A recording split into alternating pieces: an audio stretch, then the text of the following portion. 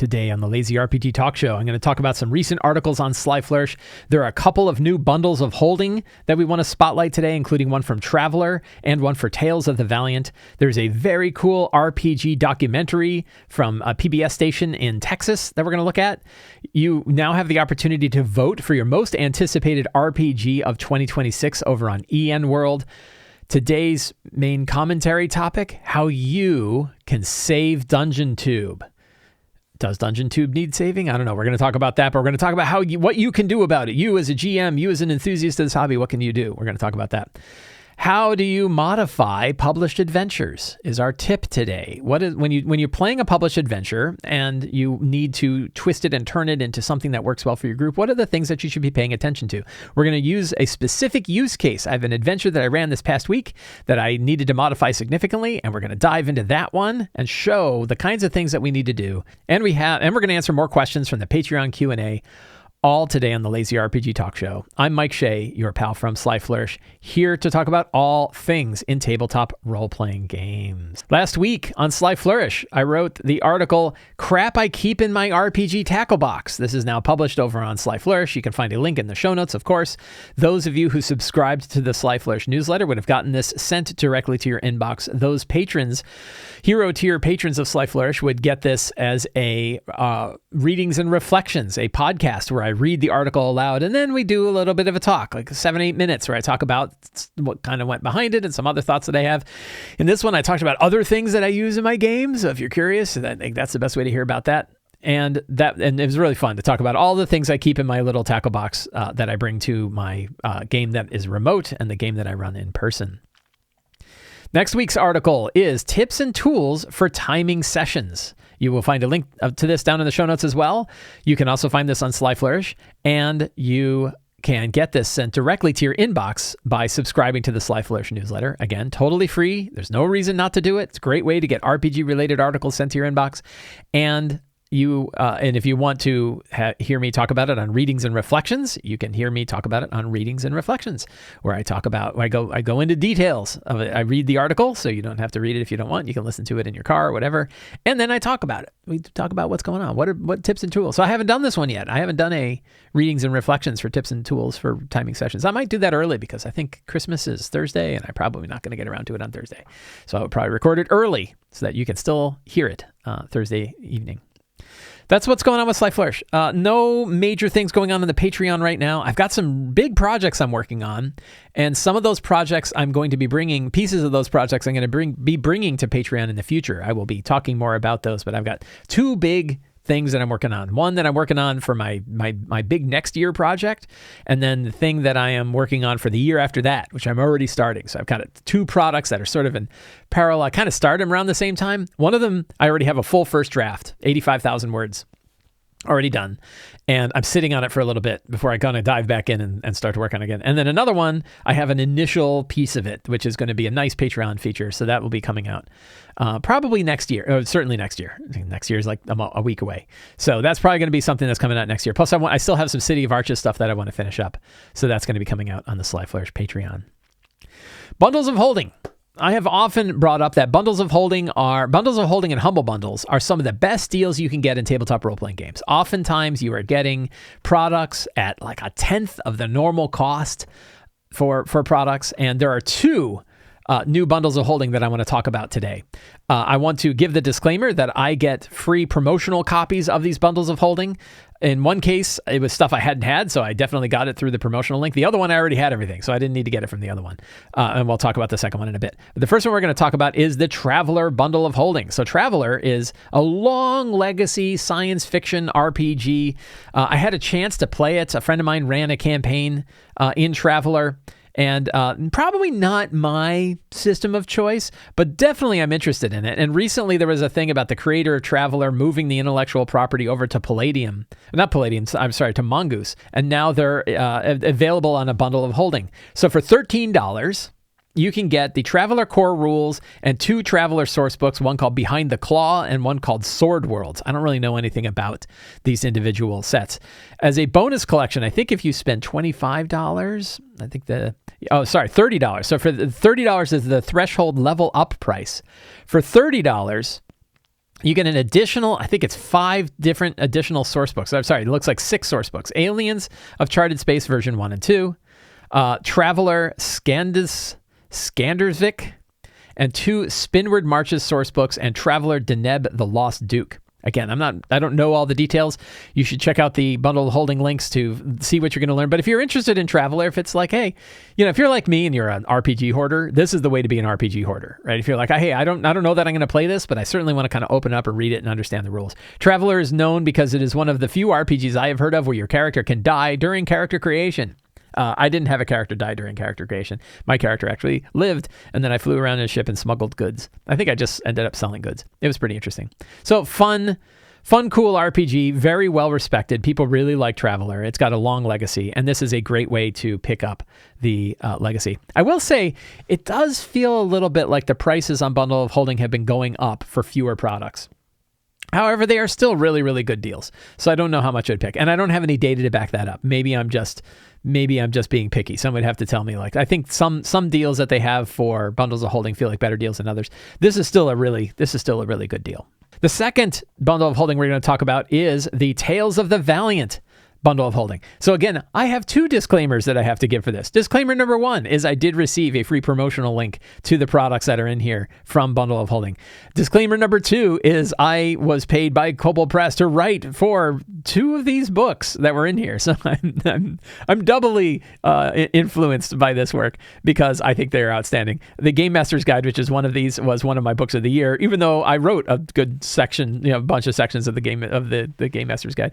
But you can trust me that I believe it actually is good because I'm the one who wrote it. And why would I write stuff you didn't want to run? Anyway, the Tales of the Valiant Bundle of Holding is available. It is they call it the Valiant Collection. $25. $25 gives you PDFs of the Player's Guide, the Game Master's Guide, the Monster Vault, and 5 adventures. Just for the 3 core books alone, $25 for the 3 PDFs of the 3 core books alone is a really outstanding deal. When you think about the digital cost of like the D&D 5e bundle, the D&D 2024 bundle is about $30 a book. If you're buying on a various VTTs, of course, you cannot get it available in PDF. This one, you actually get PDF. You get to own the product. Super cheap though. $25? What's that? That's like $8.33 a book, right? Really, really good deal. That's just for the core books. And then of course you get the 5 adventures. I am running a Tales of the Valiant game. Tales of the Valiant is the game that I am running right after this show, actually. I'm going to race over to my friend's house and we're going to play our Tales of the Valiant Dragon Empire game, which I've been enjoying thoroughly. Even if you generally are playing D&D 5e, either D&D 2014 or D&D 2024, the material that you get from the Game Master's Guide and the Monster Vault are very easy to drop into any D&D 5e game, any 5e game, period. So you don't have to necessarily say that you're all in on Tales of the Valiant. Instead, you can pick the pieces that you want. Even if you're full in on D&D 2024, the Game Master's Guide to Tales of the Valiant has a lot of really cool stuff. I did a whole video, wrote a whole article about the extra things that are inside Tales of the Valiant's Game Master's Guide that I think are useful regardless of what version of 5e you're playing. And the Monster Vault gives you a different take on all of the core monsters of D&D 5e. They hit very hard, they're very simple to use, and they have different approaches. The Cult Fanatic, for example, from the Tales of the Valiant Monster Vault is my favorite of the Cult Fanatics. So it is a really good book as well. So even if you're only using it on the GM side, it's really valuable. However, if you want to try Kobold Press's complete top-to-bottom 5e system, their house 5e system, Tales of the Valiant, this is a fantastic way to go on board. So that is the Tales of the Valiant Bundle of Holding, available now for the next 17 days. By the time you get this show, about 16 days. You can find links to all of that in the show notes. There was a very cool documentary sent to me that I took a look at, made by Panhandle PBS. Panhandle PBS is a PBS station out of Texas, and they did a hour-long documentary about role-playing games.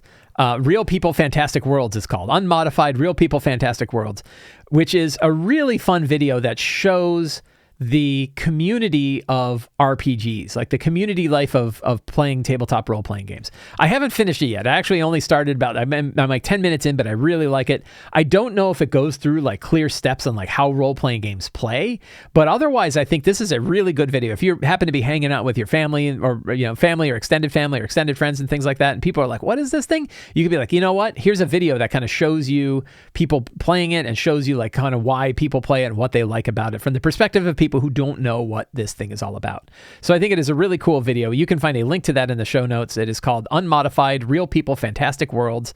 I'm going to link to both the video and the trailer for the video, which you can find down in the show notes.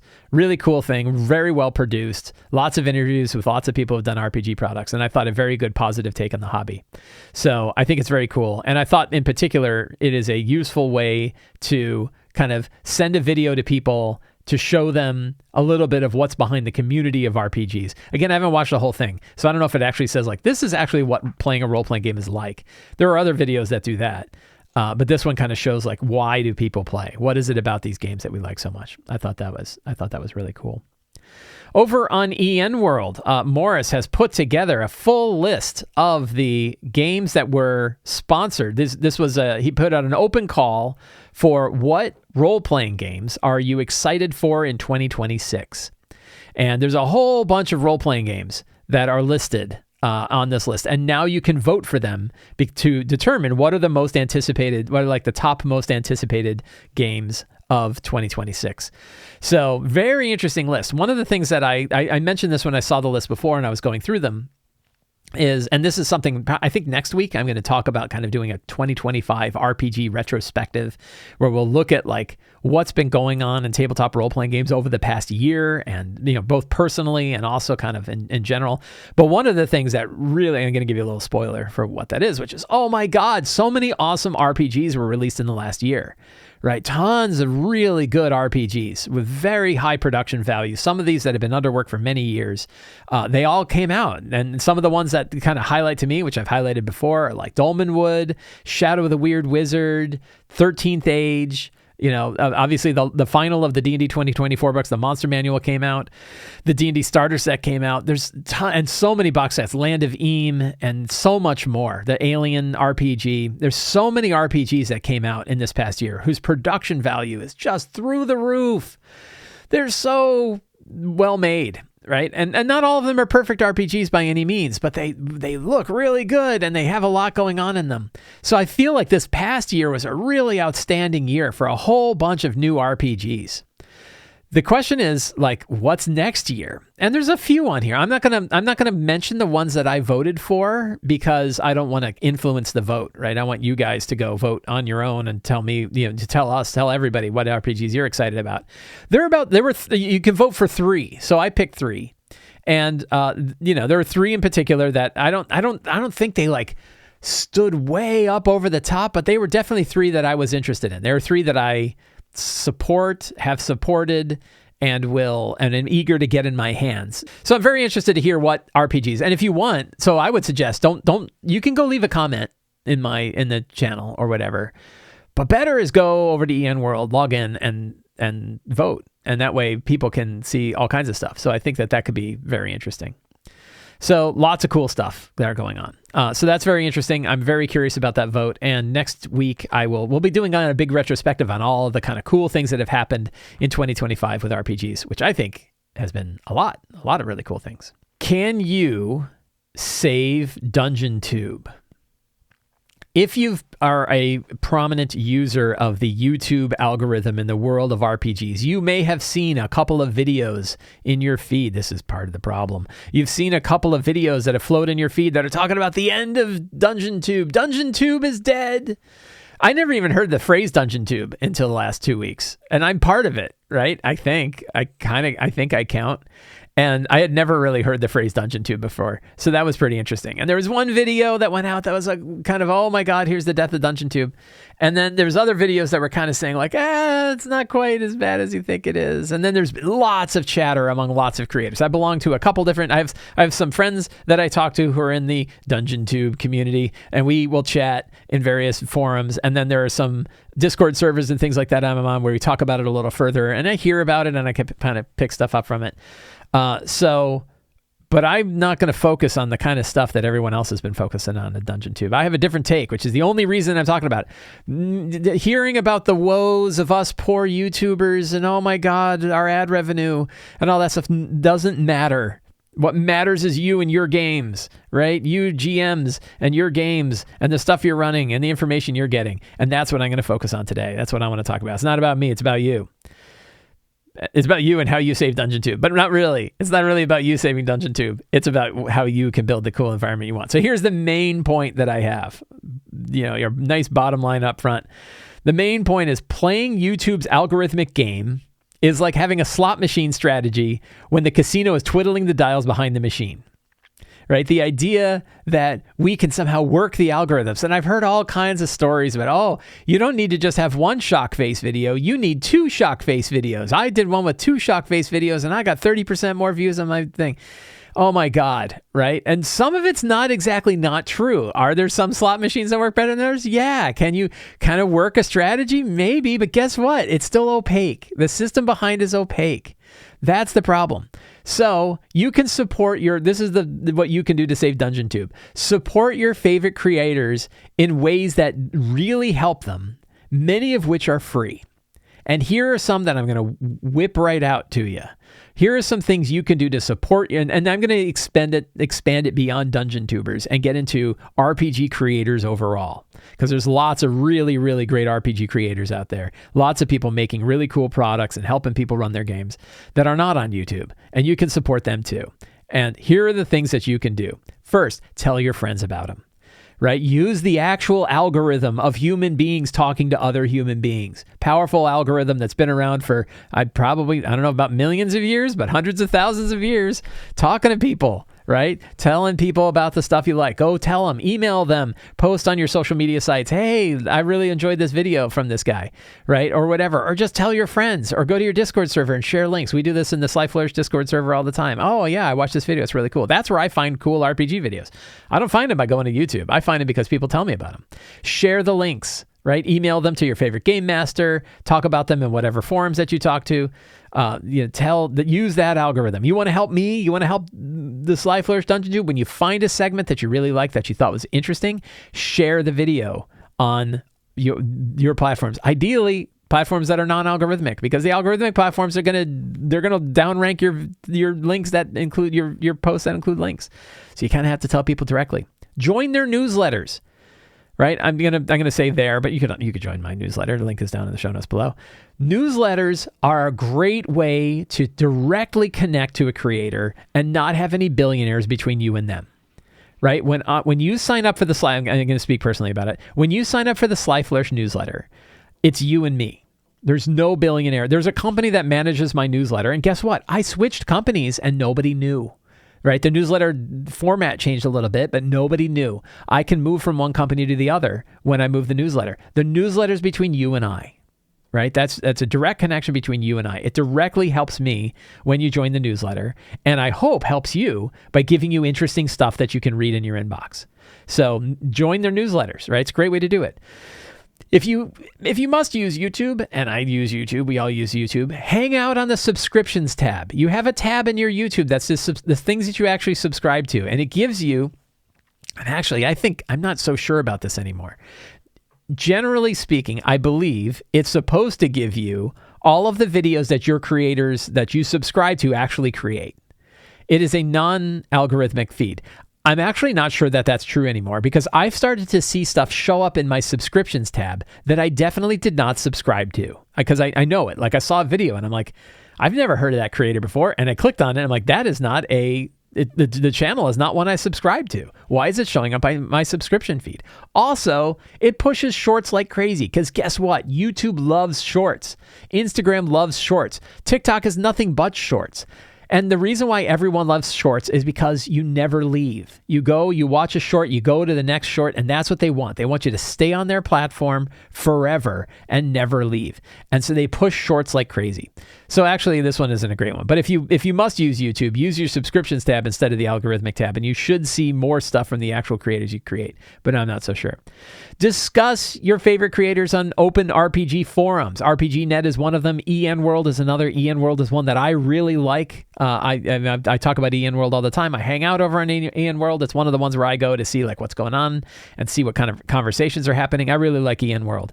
So go discuss your favorite creators over there. Go talk about stuff that you enjoy. And Ian World is not a $1 billion company. It is a company run by EN Publishing, which is Morris. Morris is a fantastic guy and a big RPG lover and creator.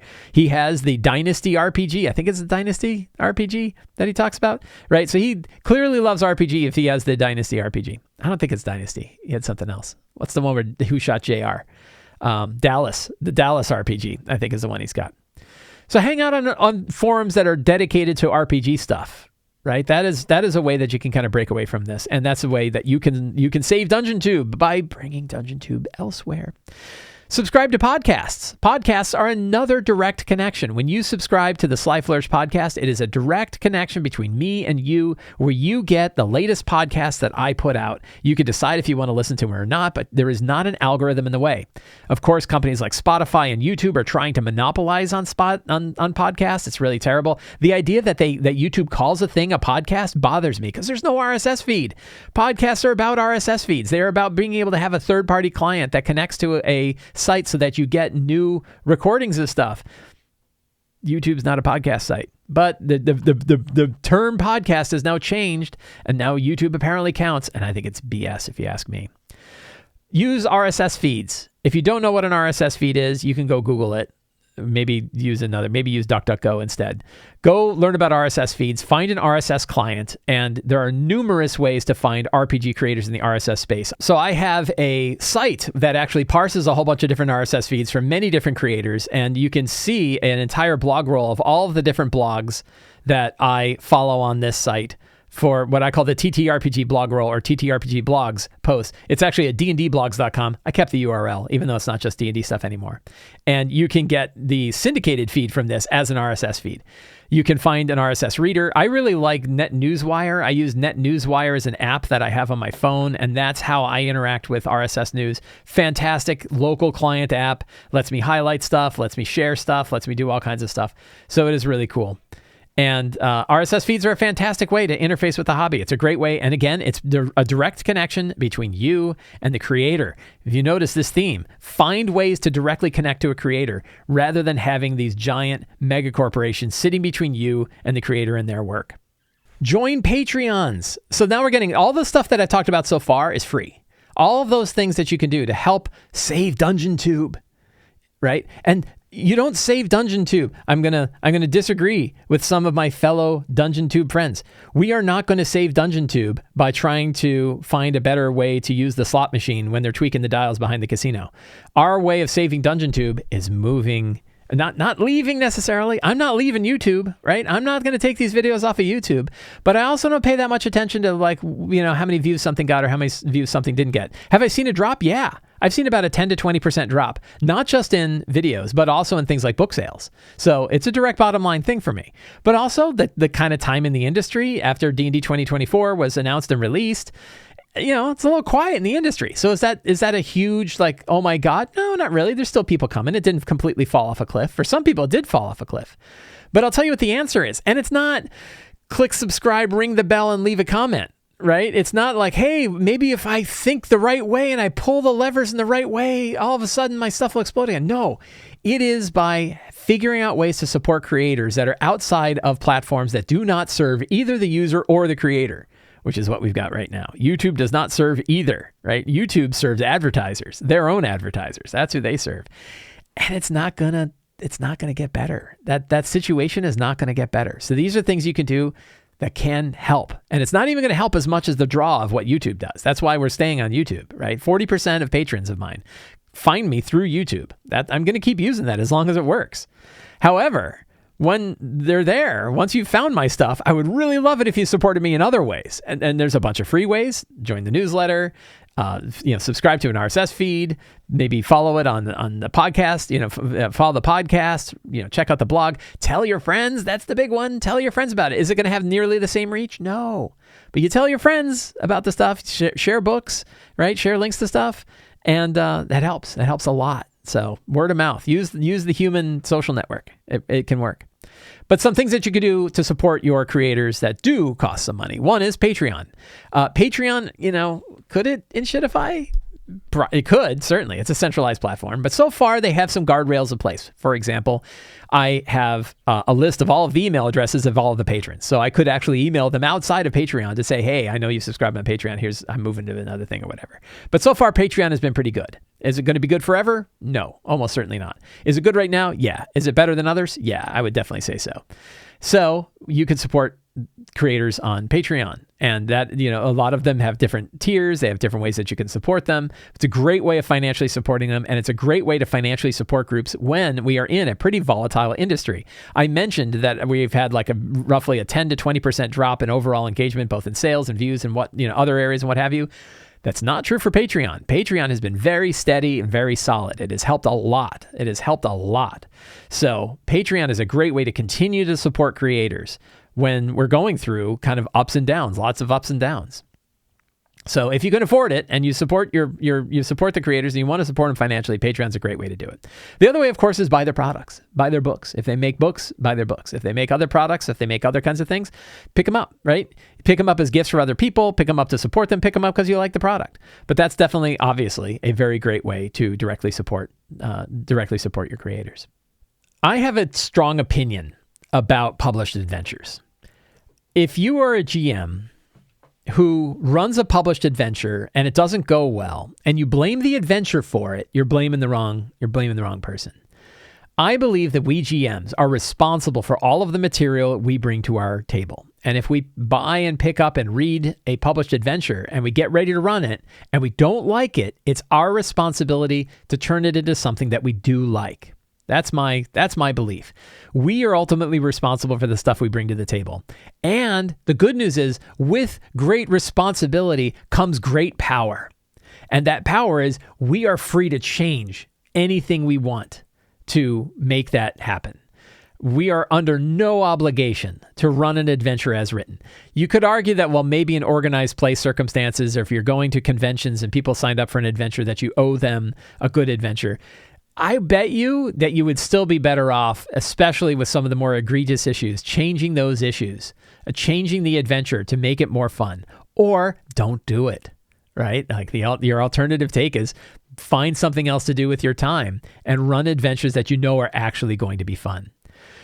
However, sometimes you buy a published adventure, you're very excited about it, you want to run it, and you read it, and they're like, well, there's components of this I like, but there's a lot of stuff I don't. How do you know what to change in the adventure? How do you go about the process of changing the adventure? Today, we're going to look at an adventure that I've started running this past week. It is a Dragonbane adventure, and I'm going to talk about some of the issues that I had with it, and I'm going to talk about sort of the approach that I took to kind of turn it into an adventure that I was a lot happier running. And I started running half of it. We haven't finished it yet. We're now on a holiday break. So it's going to be about 3 weeks before I finish it again. But I've already got ideas about where we want to go. I did see some problems, even after I had changed it, some problems that occurred. Those problems are mine. Because at this point, I am responsible, right? I'm responsible anyway, but I was responsible for the issues. Even though I was like, oh yeah, that didn't really happen. So the adventure that we're going to look at today is Road's End Inn. This is one of the adventures that's included in the large Dragon Emperor campaign setting, which is included in the Dragonbane box set. The Dragonbane box set was my favorite RPG product of the last year. It's an outstanding product. Like I said, it's like the Mary Poppins carpet bag of RPG products, where you buy it. I think it's like $60. It's like $58, $60. You open it up, it's just like stuff is like pouring out of it. Multiple books. The whole rule book for the whole game is in there. There's like monster tokens and character standees, and there's dice, and there's a whole solo RPG, and there's a map, and there's a battle map, and it's just like stuff just keeps flying out of this box. It's really great. So my home group just switched over from a 20th level 5th edition game, which was huge and high power, to Dragonbane. We had our session 0 a couple of weeks ago. We've had our second full session of Dragonbane this past week. And at this point, we now have some ideas about the stuff we like about Dragonbane, some stuff we don't like about Dragonbane, and we're starting to go into the actual adventures. So when I ran the adventures, I pulled adventures randomly. And one of the adventures that they pulled, and the characters looked at the map and said, that is pretty close to, that's the closest one to where we are. Why don't we go there first? And that one was Road's End Inn.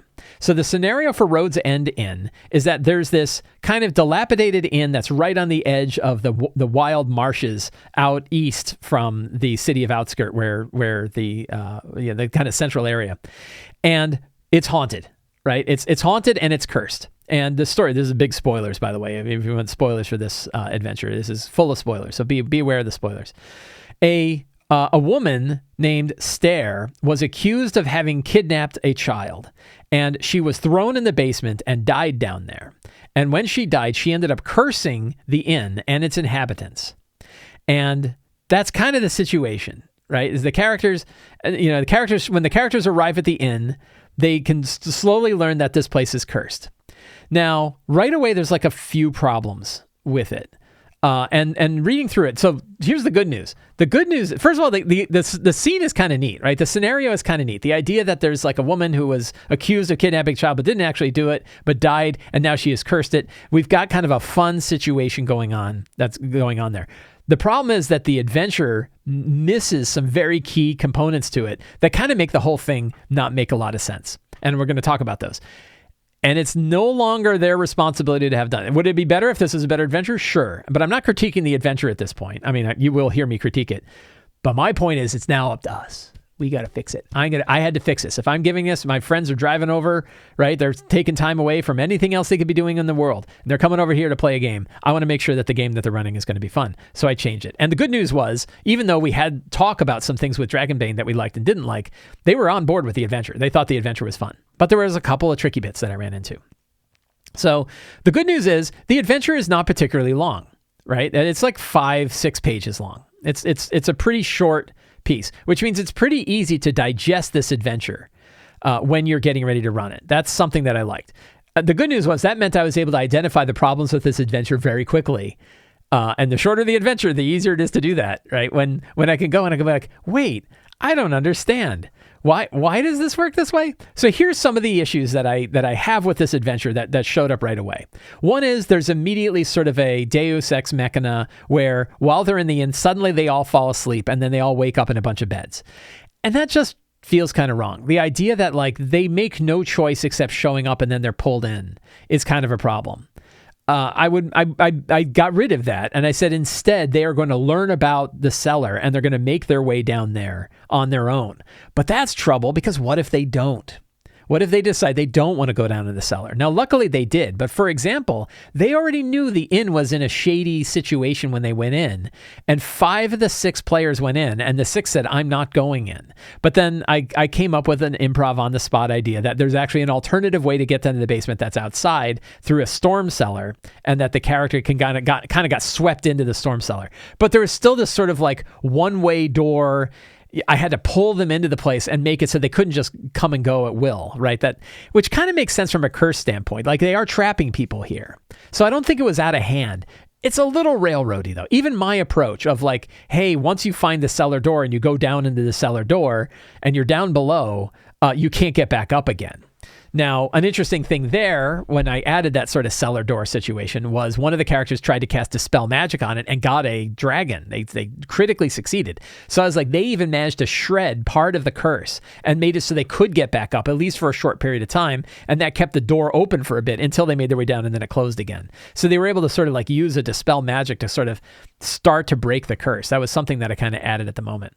But let me talk about some of the other problems. So one is you have this kind of one-way door, sort of Deus Ex Machina. You're just swept in, right? It's sort of railroady, like you show up at the end and you're pulled in. But a couple other big problems. What exactly is the curse? It doesn't seem like anybody's really in a terrible spot. They're all a little depressed. They're all kind of trapped here. People kind of get stuck here. But there's nothing about like how long they've been stuck here. It all seems like everything is very recent, and it doesn't seem like any actual hauntings are taking place. People kind of show up in different spots, but like the couple the couple and the innkeeper who are ultimately responsible for this, they're just doing their normal daily stuff. So I'm not sure what their curse is exactly. It's not very clear what the curse actually does. So that's one problem. 2 is it's not really clear how the curse is supposed to end. There's a couple of things that they talk about where like you can fight the woman who's kind of now a hag, she's sort of this, kind of like a banshee, kind of like a hag. She's stuck in this room. She's on a chain, but the chain doesn't actually inhibit her ability to attack the characters. And the door, again, is like a one-way door. So once they're in, they're stuck in there. And they have a thing like you could kill her and that ends the curse. Also, if you you break her free, she runs, but where does she run to? That's not really described. The curse doesn't have a cycle to it. There's no flow to the thing. And then later it kind of describes, there's a situation of during combat, we'll get to one other piece, which is the weird doll, right? So let me get to the doll part. There's one part where the characters learn that they see this portrait, they see that here's the actual girl who's missing, right? I guess in this case it's a boy. I changed it to a girl because I had a reason. I'm going to tell you the changes that I made. But they have a small boy, toddler or small boys. So that's clearly, okay, that's the kid who's missing. Well, where the hell did he go? What happened to him? As far as I can tell, there's nothing in here that I could find about what actually ultimately happened to the kid. Also, there's now this doll, right? The cradle lies a porcelain doll that looks a lot like the child in the painting. Okay, so there's a doll. Is the doll the child? Obviously, kind of, but is it the cursed child? Well, how did the child get down here? Where's the kid? And what's the doll? Or a couple of questions. And then later on, when you're fighting her, she seems very eager, right, to get the doll. She says things like, get the doll. Hey, here it is. If Stare is freed, if the player characters break the chain, Stare snatches the doll by force if necessary. Again, what do you think your players are going to be happy when she comes up and tries to snatch the doll? No, they're going to stop her. Well, what does that do? Right? Force is necessary and disappears through the blackened portal. This is the portal that you came through, the one-way door that you came through. The player characters cannot follow her.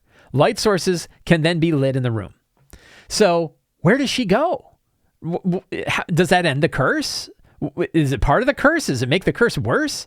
The fact that you can't do anything about it isn't great, but it's never really clear what happens. Here it is. If Stare is killed, the curse is lifted, but the player characters must still find their way out of the illusion through the graveyard. So this says the curse is lifted here, right? But then later on, it talks about it, and it says when they cross over a certain amount, well, then the curse is lifted again, right?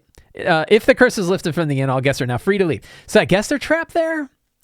Right? It's really not, it really, no, open graves, 3 of which are open. Right? It doesn't make sense what exactly is happening here. Okay. So that's the issue, right? Those are some of the issues. Also, it's got another thing which says witch hounds. The witch hounds are like dogs. The idea is that the dogs also died with her. That's not going to work for my group. We don't have any kind of harm to domesticated animals is a hard line for our group. So I'm they're spectral wolves that she summoned. Right? There's hellhounds kind of things. There's spectral witch. I still like the idea of witch hounds. The idea though is the witch hounds are sort of spectral beasts, not actual beasts, and they don't represent the animals that died in it, because I don't want to have any animals that die in my games. That's kind of a personal issue, but that's an example of the kind of thing where you want to change your adventure to fit what you want to bring to the game. So what are some of the things I changed, and how did I change it? This is where we get into what are some of the things you can do to modify an adventure? Well, the first thing to do is to kind of ask yourself, what's the actual story and situation that's going on here, right? What's the situation, and how would that situation play out with or without the characters? So you remove the characters from the situation, and what exactly is going on with the curse? And here are the few things that I changed. One is, I like the idea that people are trapped at the inn, but they're trapped there forever. So some of these people have been there for 20 years.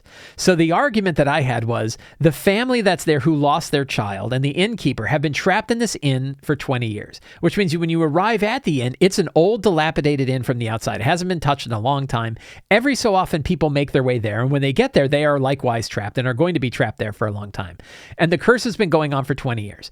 They are also kind of trapped in their moments of misery. Not always, but sometimes they're trapped in their moment of misery. So the parents that are there, who are in the inn, are trapped at the moment where they really feel like they lost their child, right? That they went out looking for their child, they did not find her. In this case, I'd switch to a woman. I'll tell you why the child was a girl. Has an important kind of standpoint in the way that I changed the adventure.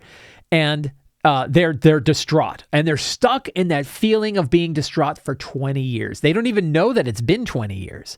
But they know they've been stuck in this element of distraught. There's definitely like this element of Groundhog Day sort of situation where different people are sort of stuck in repeating cycles. So this, there's this group that's playing like the flute and the violin, and they're playing the same tune over and over again. In fact, the soundtrack for Dragonbane has a tavern music thing, and you can put it on repeat and basically say like that repetitious cycle, that's what you're hearing. And so the bard character learned that like these musicians are trapped continually playing the same licks of music over and over again. Is that their worst spot? Maybe not, but they're kind of trapped in that loop. They went into the back room, and one of the cooks accidentally set fire to the inn and panicked when a grease fire kind of hit the wall and started setting fire to the inn. And then like it would cycle through, and then it'd be fine and it's not on fire, and then he'd do it again. So that kind of moment of panic, he was stuck in that moment of panic for 20 years, right? However, yeah, probably he was there as long as the inn was there. So that's something I changed. That's the curse, right? The curse is that the woman said everybody is trapped here, and they're trapped in their moment of misery. That's what I want to push. Right? So that was one major change I made. Another major change I made is I wanted to get rid of the Deus Ex Machina. They all wake up in beds, because that just sucks. Even though it's like, well, all their stuff is in, it doesn't make any sense. Like, why? Why are they in the beds? Why did they get transported? So instead I had that sort of this whole cursed place is sort of a one-way gate. You're sort of traveling through the woman's nightmares and memories and locations, and the memories and locations of other people. And you kind of, when you go into a room, you can't get back to the previous room. They're like one-way doors. That I felt was okay. What I didn't think was okay is this idea that like all of you suddenly fall asleep and then wake up. Like, why? What does she care about you? Why are you part of the curse? Well, the idea that like you could be stuck here forever, that kind of makes sense. But the idea that they're kind of being pulled around didn't. So that was another major change. Then probably the biggest change, was I switched out. So the big question, where's the kid, right? The kid disappeared. Where are they now? What does the woman know? What does the trapped woman know? They call her like a hag, but she's not a hag, right? She's a normal woman, right? She's like a witch that like lived off in the woods and did stuff. So what happened with the kid? Well, I had an idea, and my idea was, what if we already know who the kid is? And the answer was, if you go all the way back to the intro city, the intro town outskirt, there's a character here. So there's a character here, Ophelia Shadowleaf, right? And she's a keeper of the Immaculate Flame. So she is one of the followers of the dragons and of the elves, and she kind of knows things. And I was like, what if it's her? Right? So she's like, let's say she's in her mid-20s, and let's say when she was 5, she disappeared from the inn. And then I was like, then I'm following this through, and I was like, what if what happened was she went actually to the woman's house to go buy a balm or a whatever, herbs from the woman for her mother, then disappeared afterwards. And they assumed that the woman had taken her. Right? They assumed that the woman, because they were like, yeah, we never really liked her. She always lived on her own in the marsh, and we called her a witch, and she always sold stuff. I bet she has her. When the reality is Ophelia disappeared. Well, what happened when she disappeared? So my idea was, what if she fell down like a deep hole and she broke her hip? As a small child, she fell down the hole and broke her hip. And an elf from another realm, sort of an elf kind of tied to the dragons, who would you have these sort of like fayish woods, found her and brought her from the well, but didn't know who she was, and brought her into whatever fey realm they were at, and they healed her, but they couldn't heal her fully. And so the idea that I had was, now I'm bringing stuff more into the future, and I did this at the beginning of the session. They saw Ophelia, and they saw Ophelia dealing with this other kind of strange fellow, Dranath. And Dranath is like an old wizard in the area. And my idea was, what if she's buying like a balm from him? So the characters kind of see them in the street, and he's handing her a balm. She's handing him money, and he doesn't take the money, but she keeps saying, like, you got to take the money. And when they see her, she's limping, right? She's got kind of a limp in her gait. And when they did some healing checks and stuff like that, they say, oh, she's not wounded. It's an injury. It's like a long injury, right? She has an impairment, right? She's had something clearly, like, she doesn't even really think about it very much, but it clearly hurts her. Probably hurts at different times. Like sometimes she's fine and sometimes she's not. And when she's not, she goes to jail and gets a bomb. I was like, that's kind of a nice, fun, realistic thing for her, right? She's got a hip issue, right?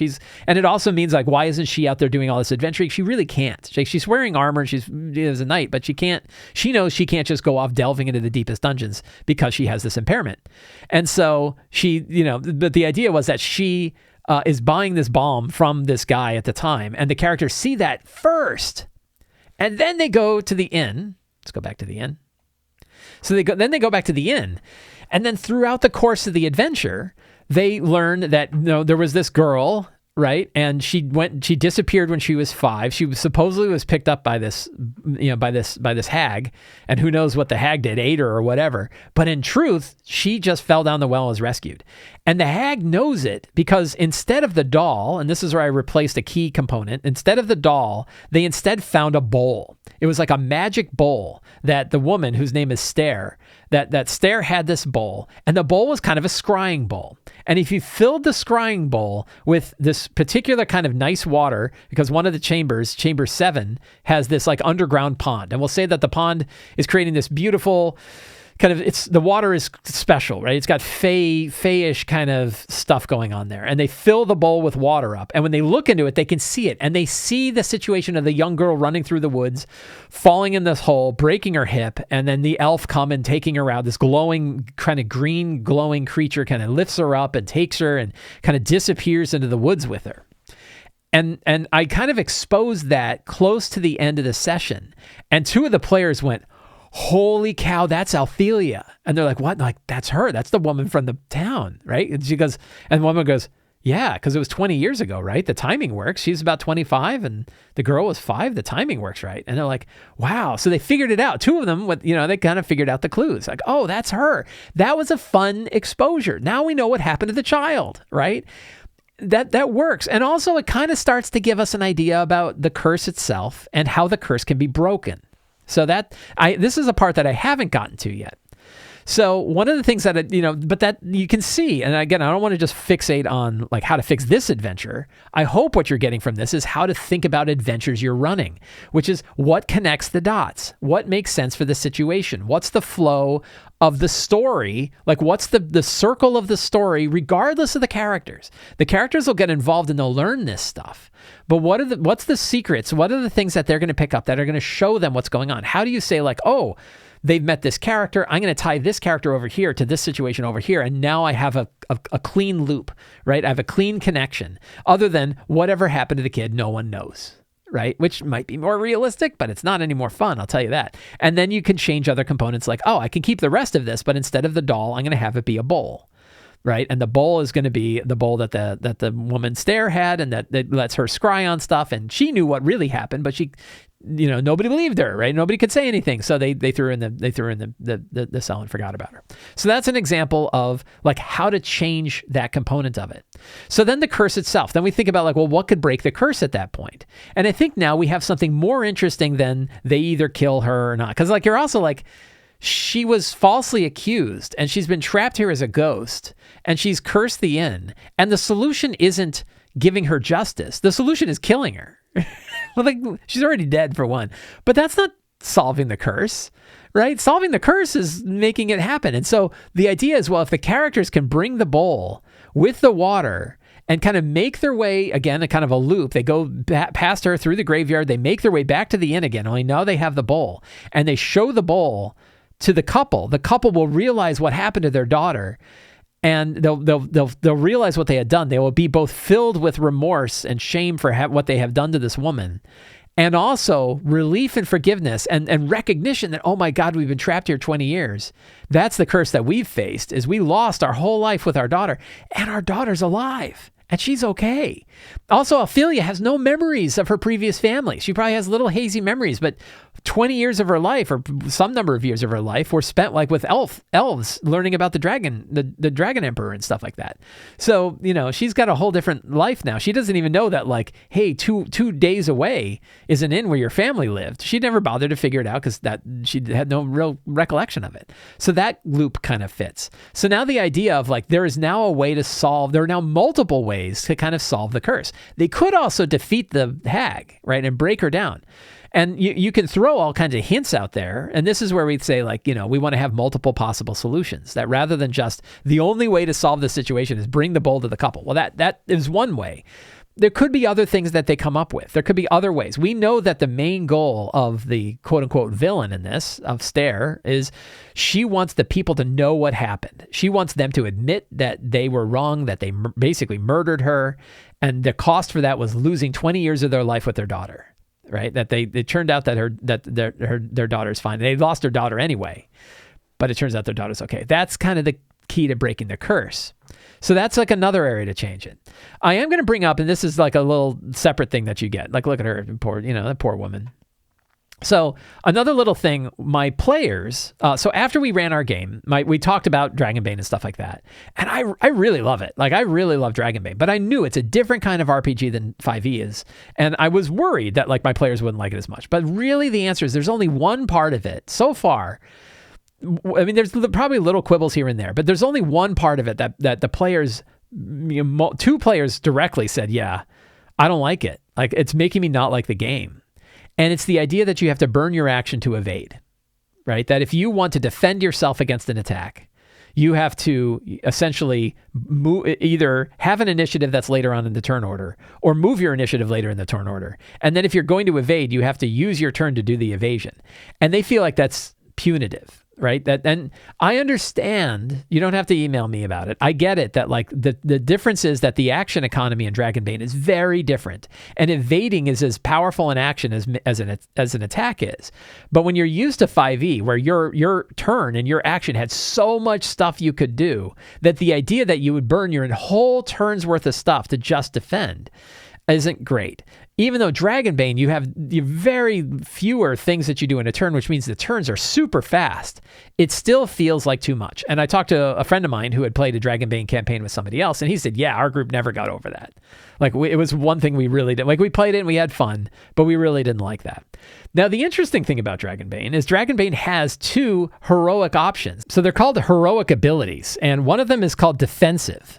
And this defensive is essentially that when you attempt to parry, you don't consume your action to do the parry. You can do it at any point during the turn. You don't consume your action to do so. It costs 3 willpower, so you're burning willpower to do it. You can only do it once a round, and you can't try to both parry and dodge. So it's a heroic ability that you get. The other one is called fast footwork. Fast footwork, you may attempt to dodge an attack without consuming your action for the round. The bonus dodge can be performed at any time during the round. You may only try to dodge the same attack once, and you cannot try to dodge and parry the same attack. The ability can be used multiple times per round as long as you have enough willpower, and it also costs 3 willpower. So the interesting thing is the game has mechanics in it. Of course, it's a heroic ability, so you have to earn it as part of a heroic ability. But it has ways to kind of get around this thing that my players didn't like. So my little thought was, what if I let them have one of those two automatically? Like, why not just let them have it? And my argument is, like, maybe you're increasing the power of the characters a little bit, but not any more than if they got an extra heroic boon. Because as soon as my players heard that these existed, all of them said, oh yeah, I'm definitely taking that one.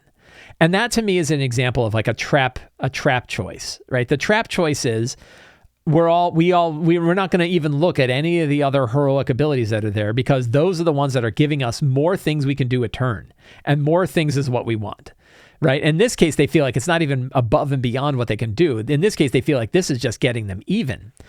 So now we get back to like how to modify adventures. This is a specific example for Dragonbane, but sometimes there's other things where you're like, I want to give characters some other stuff. What are some ways that I can modify adventures in order to do it?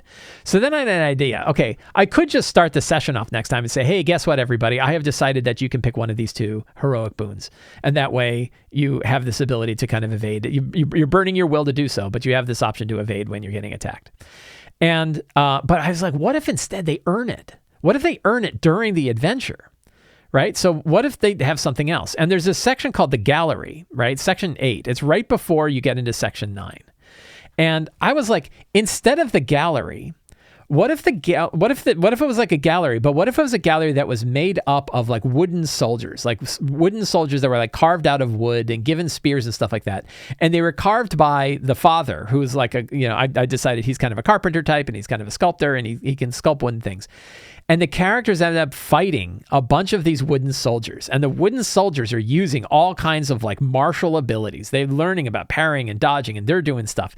And while the characters are fighting them, they're learning this stuff as they go. So when they defeat it, they suddenly find themselves like, you have now all picked up a heroic boon, either the evade or the defensive heroic boon, because you fought and defeated these particular knights. So now there's a reason for it, right? Now there's a purpose for this battle that there's an in-world reason why they got this new ability. And I think the players would definitely like that better than just getting it alone. The idea that they earned it by fighting in this particular battle and saw this battle, and they can remember, yeah, we all got that evade because we fought those wooden soldiers that the guy had made. They were the cursed wooden soldiers. I thought that was a neat, kind of elegant way to slide in this house rule. And the house rule is what I consider to be pretty benign, because it's essentially saying we're going to give him one extra heroic boon, right? Like, not even that. It's even more limited, because I'm saying you're getting an extra heroic boon, but it has to be one of these two. The answer is those two are probably the most two powerful heroic boons in the game, because they increase your ability to act on your turn. So that is kind of another way to modify an adventure. So what I kind of want to leave you with here is, I want you to accept and recognize your own responsibility for tweaking adventures to make them the most fun for the group. If you run an adventure for your table and it didn't pan out, ask yourself who's really to blame at this. I'm not going to put too much on you. We have a hard, GMing is tough, so don't take it too harshly. My point is, if you knew there were problems with the adventure going in and you didn't do anything about them, now it's your problem, right? If you stumble into things, you're like, oh yeah, that ended up being a problem, I didn't realize it. Okay, we all make that mistake. However, like, you ultimately have responsibility for making an adventure work for your table. But also, with great responsibility comes great power. In this circumstance anyway. Sometimes no. But in this circumstance, the great power is you can change anything you want. You can take whatever piece of it you want and you can turn that into the adventure you want. You can take just the prompt. Or you could say, like, I really like the map and I really like some of the encounters, but I'm going to change these other encounters. Or I'm going to change some of the NPCs so they're connected to NPCs that the characters care about. Or I don't understand what the hell's going on with this doll. I don't want to know why the curse works. I don't really understand what any kind of torment that anybody has, so I'm going to change all those things. You can do so. And yeah, I did so. And it wasn't the end of the world. It didn't take forever. And the adventure was still really fun. So it can still work out. But the way to change the adventure is kind of ask yourself, what's the situation in the world? What's really going on in the world? Does this work? Does this situation work? Does it make sense? Like, where are the threads going? What happens? And then change them, right? If you like the adventure is not covering them, you get to go in and you get to change them. What are the things that you can change? So start with that situation. Make sure you're not just putting a single path to follow through. This isn't the, it's a small world ride, right? You want the players to have agency in what they do. And to me, the way to get that agency is really think about what the situation is and what makes sense in the world itself, putting that situation in front of the characters and letting them navigate it. Over on the Sly Flourish Patreon, we have the Patreon Q&A. Every quarter, we put up a new Patreon Q&A thread. Every month, patrons can ask any RPG-related question. Every Friday, I answer all of the questions from the previous week, and some of those questions make it here to the show so that we can dive in a little deeper. Nicholas M. says, I'm about 2 or 3 sessions into a campaign that started as a one-shot. Half the group is new to TTRPGs. I've noticed some players have motivations and others do not know what they want since they're so new. Is it worth it for me to now have a session 0 for the whole group, or should I try to have a session 0 in between sessions?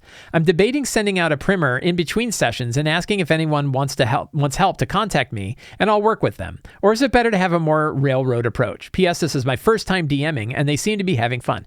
First, congratulations on getting involved in the hobby and that this is your first time game mastering. That's fantastic. Second, as I always say, go easy on yourself, right? You don't make things harder for yourself if you don't need to. You're doing great. Everything is fine. It definitely makes sense to have, if you have experienced players who are used to having like backstory and backdrops and connections and things like that they're doing so. And it's also pretty common to have new players who are like, I don't really understand what you're talking about. I would kind of go with the flow on it. I think it's okay. Instead of necessarily having a session 0, like a whole session 0 about it, you can do little tricks like campfire tales. And with the new players, you want to prompt them beforehand. So you might even say like, hey, at the beginning of the next session, like send an email out or however you contact your group, say, hey, at the beginning of the next session, I'd love to hear more about what your character is thinking about what's going on in the world, or what memories from their past do their minds go to while they're thinking about things. So particularly if you ended in a session where like they're going to a camp or they're in their home base or whatever, ask them a couple of prompts. And for new players, you definitely want to ask them ahead of time. And they might not even read it, and they may show up and be like, I don't really have anything. And you're like, that's fine. You don't have to. Maybe think about it, and then maybe next time you can come up with some ideas, or the next time we have like a camp scene. But I really like campfire tales as a way to have like a mini session 0 in the middle of a campaign that's also contextually relevant. The idea for for campfire tales is that whenever the characters are even doing a short or a long rest or whatever, they're just around a campfire doing things, you can ask them questions. You can ask them prompts that get the player to think more about their character in the world. Both their character's history in the world, the character's future, what the characters are looking forward to. And there's a few questions you can ask. Like a question can be, what does your character think of what's currently been going on in their adventures? Is a good one. Another one could be, what memory from the past do you find your mind going to? Is your character, what memory from the past is your character's mind going to? As a way to kind of connect them back. What kind of, there's a bunch of different questions like this. But those are two good ones. Those are two kind of big ones that I often ask. Are like, what do they think of the current situation? What are they looking forward to? What is your character looking forward to in the future? What's your character excited about? Right? That it's also like asking the player what they're excited about. So you get some good stuff like that. So I really like that idea as sort of connecting them together. And it sort of helps build motivations in. If you find there are players who have no motivations and they don't really, and that's disconnecting them from what's going on, then you might want to say like, you can do that sort of session 0 hardliner question of like, what motivates your character to adventure with these other groups? You have to have something. Right? Are you interested in fame? Are you interested in riches? Are you interested in helping people who need help? Are you interested in making the world a better place? Are you just interested in exploring? Like, what kind of drives your interest in the adventures that you're going on? I think that can be a very useful question to ask. Sam M says, I'm curious on your thoughts on hurrying players up. I think most of us have played with someone who starts reading their character sheet when it gets to their turn or spends a long time deciding between spells, etc. As a DM, I've always felt partially responsible for the pace and flow of the game. I want to keep the immersion and momentum, and I don't want other players to zone out or start looking at their phones. So I do hurry players up from time to time. But though D&D is my main game, I also play board games and casual MTG Commander, and there is considered bad manners to hurry up other players, even in a good-natured way. So I'm concerned I might have developed bad habits. Is it bad mannered to hurry players up in D&D, or is the type of game different enough that it's more acceptable in D&D? I think it's okay, and it really depends on you and your group and how they take it. There's some tricks you can do though. There's hard tricks. If you want hard tricks for pacing, these are the big ones. Have fewer players and stay at low levels. Right? Now, not everybody does those, right? And everybody's like, that's fine, but I got my 7 best friends, right? And we're playing our 15th level Strahd game. Okay, I get it. But it's going to be harder, right? When you're playing with more than 4 people. I play with 3 groups of 6, right? I got lots of players, and sometimes our stuff takes a long time. So, but if you have the opportunity to play with fewer players and you're playing at kind of lower level or less complex games, it's going to be faster. So that's a way to keep your pacing up in general. On the hurrying up players thing, one thing that I really like to do is talk about who's up next, right? So whenever you're doing initiative or something like that, you say like, Jake, it's your turn. John, you're up next, right? Or do it by character name. Elrond, it's your turn. Galadriel, you're up next. I guess the elves are on a bunch of adventures, right? And you tell them who's up next, and that kind of shocks them into like they need to pay attention to what's going on now, and then hopefully they'll be more ready. And you might even say like, hey, something I'm going to try in my next game is I'm going to mention who's up next. The idea is when I say you're up next, start to think about start to narrow down on the things that you're going to do, and please look up any spells or anything like that ahead of time so that you're ready to go on your turn. That'll keep the pace of the game going faster. Instead of hurrying people during the game, you can bring it up as something at the beginning of a session to say, hey, here's something that I'm going to do. And you might do it a couple of times, right? Like, hey, here's something that I'm going to do. And then like next time you say, just as a reminder, one of the things I'm going to do during combat is I'm going to mention up who's on deck. And when you're on deck, one of the things that you can do is make sure to pay attention to what's going on in the game right now, and also narrow down your options and look up all the rules you need to look up when it's your turn. So I think that those are some dirty tricks to keep pacing going and to keep the player speed going. As far as like, is it a bad habit to ask people or not? It's really you're in your group, right? Like the nice thing about D&D is like, it's you and your group. Whatever works for you guys doesn't matter if it works for anybody else, right? If it's you and your 5 friends and you have a thing that works and making fun of each other about their speed is fine, then it's fine. If people get upset, then it's not. So it's really dependent on your group. And you can ask them like, hey, does it bother you if I hurry you along? You don't want to be quite that blunt about it, right? And if you find you're hurrying the same person every time, that could be a little different too. And maybe there's things you can do to help them out. And maybe there's just some people that take a little longer in their turn. Friends, I want to thank all of you for hanging out with me today while we talked about all things in tabletop role-playing games. I hope you enjoyed today's show. I had a great time. If you enjoyed this show and you want more stuff like this and you want to save Dungeontube, please subscribe. You save Sly Flourish Dungeontube anyway. Subscribe to the Sly Flourish newsletter. It's absolutely free to sign up. You can find a link down in the show notes. You get an email with an article every week that includes links to all of the other work that I do. You also get a free adventure generator for signing up, and it is totally free to sign up. You can also support me directly on Patreon. Patrons get access to all kinds of tips, tricks, tools, source books, a whole suite of adventures for City of Arches if you're a Hero 2 subscriber, a whole dedicated podcast, access to our Discord server, tons of stuff you get. Very low price for our Patreon, a great way to support me directly. And you can pick up any of my books or tell other people about my books. Share the links to my bookstore for Return of the Lazy Dungeon Master, Lazy Dame's Companion, City of Arches, Forge of Foes, and more. Huge help. Thank you so much. Have a great day, and get out there and play an RPG.